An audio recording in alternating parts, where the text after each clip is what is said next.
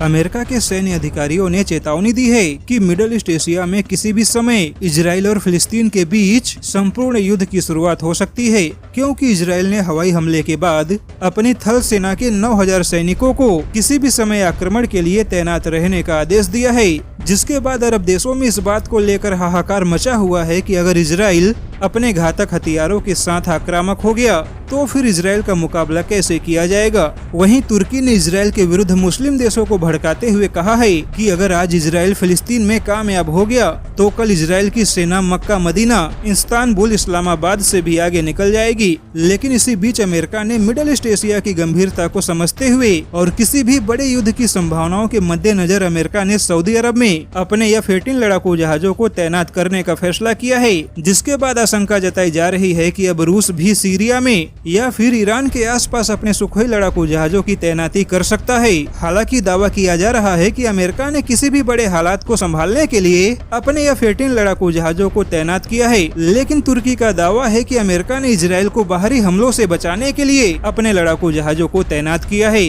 लेकिन ऐसे में सवाल यह है कि सऊदी अरब इजराइल की आलोचना कर रहा है, तो ऐसे में अमेरिका ने उसी सऊदी अरब में अपने लड़ाकू जहाजों को तैनात क्यों किया? क्या अमेरिका ऐसा करके सऊदी अरब को इजराइल से दूरी बनाकर रहने का संदेश देना चाहता है, या फिर अमेरिका ईरान के किसी भी हमले का जवाब देने के लिए अपने लड़ाकू जहाजों को तैनात कर रहा है, क्योंकि ईरान के नेताओं ने इजराइल को मिटाने की कसम खाई है। तो ऐसे में अगर ईरान फिलिस्तीन की सहायता के लिए किसी भी तरह का दुस्साहस दिखाता है और इजराइल पर किसी भी तरह का हमला करने का प्रयास करता है, तो अमेरिका के लड़ाकू जहाज पहले से ही ईरान को जवाब देने के लिए तैयार रहेंगे। अब ऐसे में अमेरिकी लड़ाकू जहाजों की तैनाती को लेकर किसी भी तरह का अंदाजा लगाया जाए, लेकिन इन सब का नतीजा यही है कि मिडल ईस्ट एशिया में एक भयंकर युद्ध होने की संभावना दिखाई दे रही है।